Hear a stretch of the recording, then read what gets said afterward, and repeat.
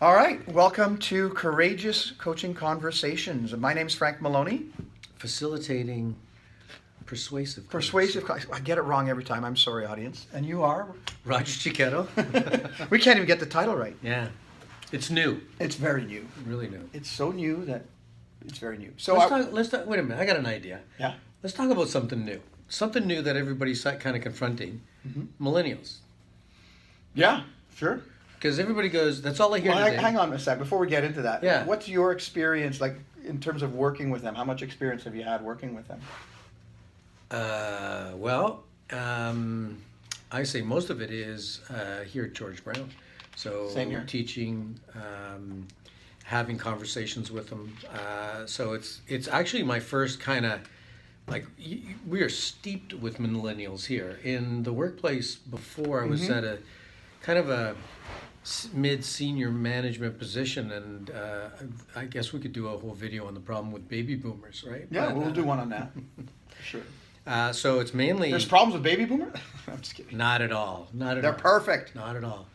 But everybody's got this complaint about millennials. But you're right. I'm steeped in millennial. How many years working with them as a teacher? 10. Wow, I can't believe it's 10 years. I know. This fall will be 10 years that I've been teaching Yeah. part-time. Yeah, and did you work with some of them before, or there wasn't many in the workplace before No, that? I did. No, I did. But they were, I think they were too small of a percentage to identify that they were an issue. Yeah, or So we different. never had, I remember when we were talking about generations, the biggest complaint I had when I was in the corporate world were traditionalists, the older generation, right? Because we were dealing with them as And you're a as baby boomers. boomer yourself? Baby boomer, yeah. And I'm a 1956. Gen X, so Okay. 1968. Oh, the forgotten generation. Is that what we are? Oh, the crybabies. Nobody talks about me. Roger, that's judgmental. It is. I know.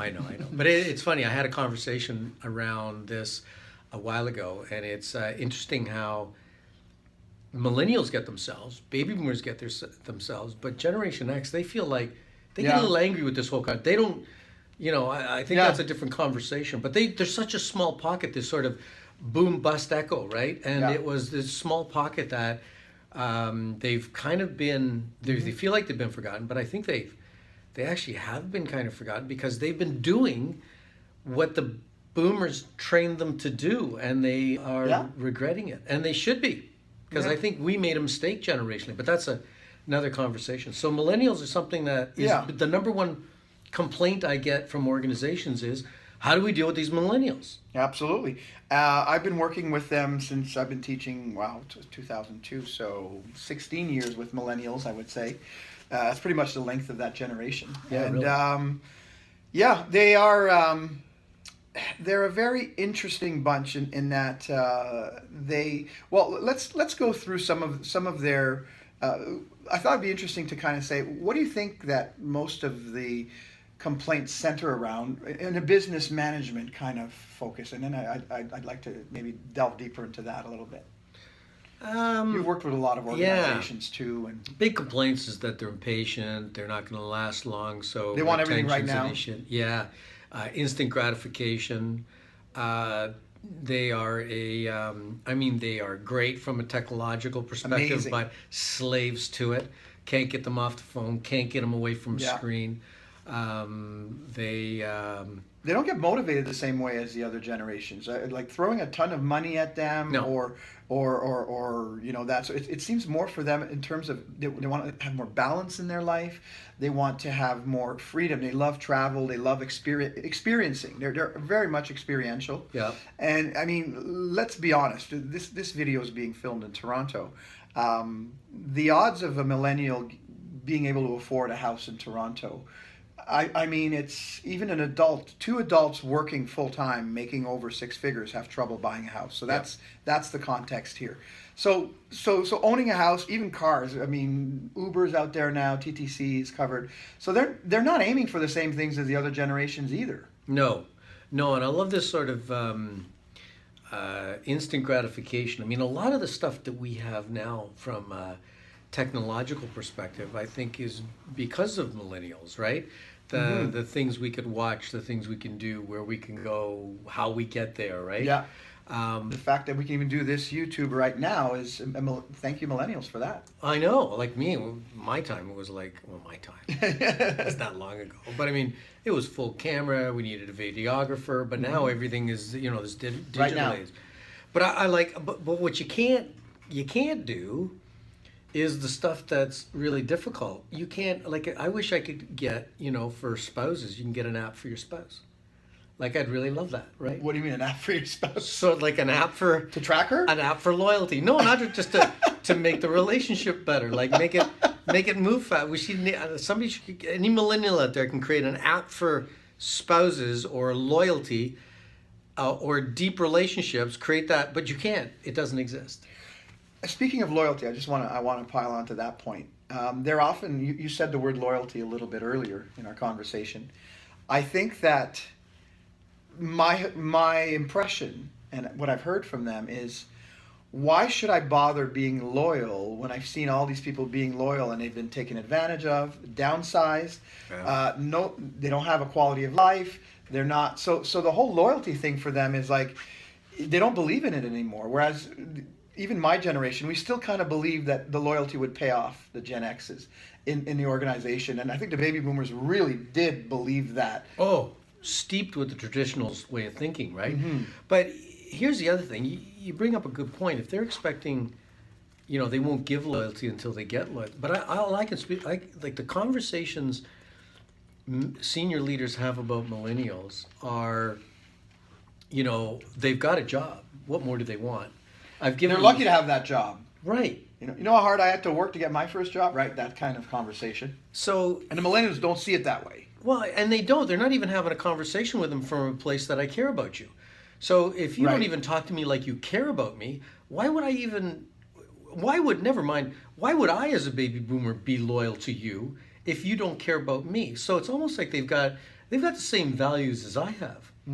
I don't think corporations are built to have an engaging conversation. No, I don't know. What do you they're not. like? They're not. Like, there's some things. So if you were to say, "Hey, look," so Frank, I only know the way that, you know, people kind of talk about them, and you know, I've got a few ideas, but I'm not an expert by Same here. So say three things like that I could do starting tomorrow to either alter or shift the nature of the relationship or the way millennials kind of see the world. What can I do as an employer? Okay.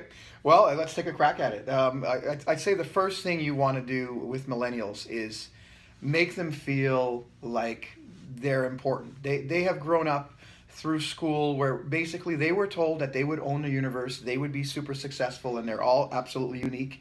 And they get out into the real world and they discover that they're not so unique. And the organization makes them feel more than not unique, but disposable. So have a conversation in terms of how important they are to your organization. Get to know them, what makes them tick, and show real, genuine interest for them would be my first kind of suggestion. Real, genuine, tell me about you. What are you looking for? Because the cookie cutter approach for them does not work. They really are unique. And the things that motivate them are very different, I would say, than past generations. Balance is a huge issue for them. Life-work balance, flexible schedules. Obviously, we've looked at that. But beyond flexible schedule, I mean, like take it to the next level of flexible schedule where, you know, as long as you get the work done, you know, here's when I really expect you to be here. Around that, I don't care where you are, just make sure the work gets done. That for a millennial would be worth a lot as far as I'm concerned. Yeah. What about yourself? What's one idea you have? Well, kind of like I want to go a little deeper. Yeah, on like mine, yeah. what you said, if you don't mind. Yeah, like, please. I mean, because to me, it's not any different than having a decent performance management system. So one, the millennials know what they want. You're right; their values are a little different. So get them to, you know, share what is important to them, but don't like denounce it because No. it's not your values. But then, you know what? They're smart. Have them come up with an idea. And if I don't have decent ways to measure your performance, whether my you're problem. you're damn right it's your problem. No. So why don't you figure out behavioral indicators and results that you can do them? You don't have to be in front of me. Like, how many times do you walk around corporations where you know there's people that, oh, they're there, they're doing their time. But there's zombie land. Yeah. they've got like they're playing card apps on whatever, they're on Facebook behind on their screen. Yeah. And again, you're not going to stop them from doing that. So that's a real pet peeve of mine is organizations that get really upset at millennials, but their pay plan rewards all kinds of like in sales. They're rewarding only new business when we know that it takes 7 times as long to get a new client than keep an existing one. Why do you keep incentivizing the new business then and not keeping the existing business, right? That Yeah. sort of thing. So have a pay plan that actually aligns with what you want to happen. So I love what you're saying there is that you know that they're savvy at social media. How do you incorporate that into their job? How do you leverage that so that it actually brings something to the organization Right. instead of punishing them for it? Maybe allow them to have like an hour a day where they can use social media as long as they want and not have a problem. Or give them flex time, like some extra, if they do something well, give them some time off. I think time off is one of those, especially today when everybody's overworked, it's one of those underrated benefits. Yeah, and it cost. Here's so the issue then is, yeah, okay. So there's millennials, but the other part is who are we being as an organization to actually deal with this issue? The fact is, close to 50% of every employee out there right now is a millennial. Yeah. They are your future leaders. They're taking over your business. You're going to be gone. Absolutely. So you're holding on to something that is slipping through your fingers anyways. So why That's a not really good allow point. allow the evolution to occur? What do you? We're like- rigidly trying to like they're kind of like a tiger who wants to break loose. We keep keeping them in a cage instead of harnessing the power and the energy of it and the spontaneity and the all of the great parts of that. We should call this video the Darwinian approach to millennials. Love it. Let them sort of evolve the way they need to evolve. That's a right? good way to say it, because I think one of the mistakes we see is organizations saying, how do we take this millennial and make him fit our organization, when the real question is, how do we adapt? Because they're not going to change. They love the way they are, and they should. That's who they are.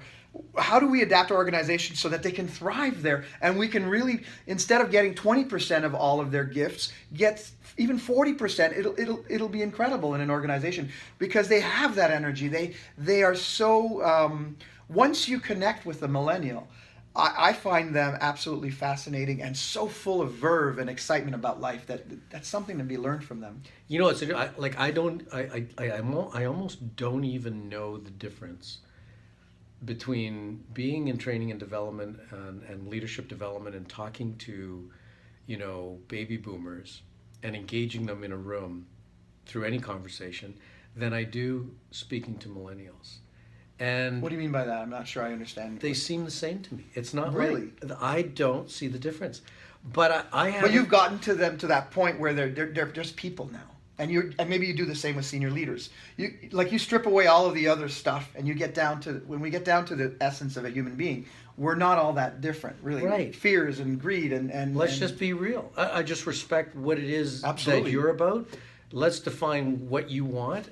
Look at if the future of organizations, and it's going to be run by millennials, have them have a say on what that organization. If you want to keep them, have them have a say on what the organization is going to be in the future. Yeah, and another thing we often hear is, we have all these focus groups, we have surveys, employee surveys, and all this sort of thing, but are you really acting on their suggestions, or are you just allowing them to say their piece and still going through with whatever you had planned to do anyway? Which seems to me there's a lot of that going on. Oh, Frank. Did I hit the nail there? Yeah, you know what? Like this is this accountability piece. So it's almost like in the last video we talked about. It's better off it being your problem than it's not my problem. But if really the fact that I see you as a problem is my problem, and it means I need to do something about it. So that might be a reason not to like millennials, because you have to see it from a different perspective.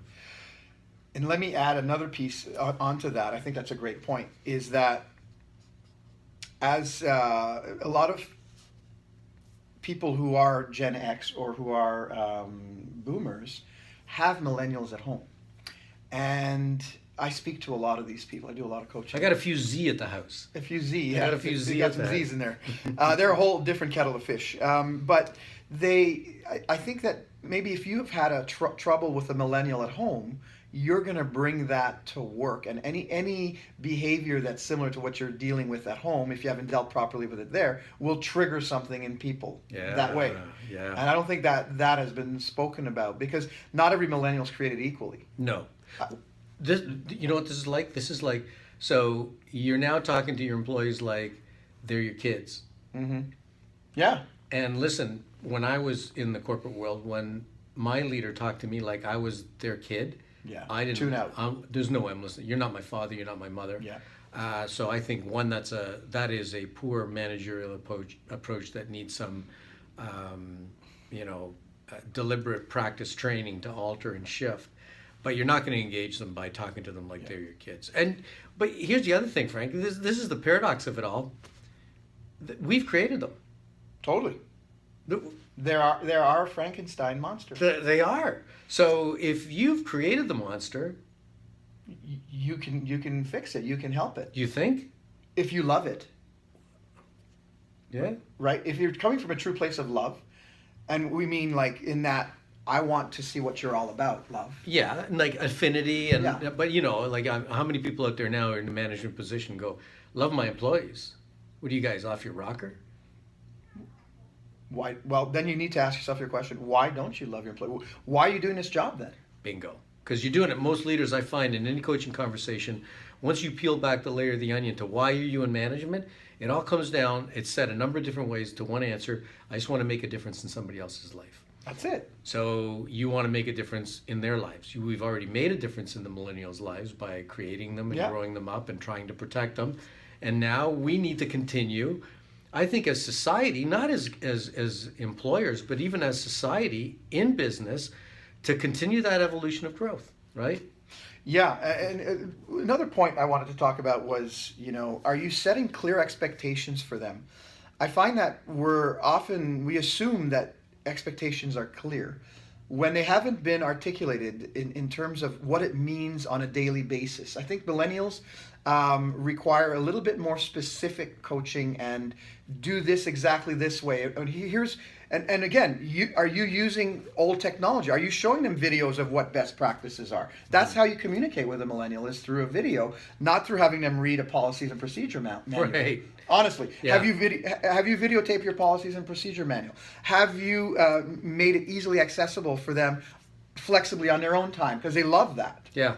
So I think that would be an idea. Created around, procedural and declarative knowledge, created e-learning, but around the relationship piece, have you got some really substantive behavioral indicators of how respect and courtesy, or whatever your values are organizationally, how do they look like when they're behaved? Yeah. Right? Because Yeah. I can ask you to be respectful, and What does that mean?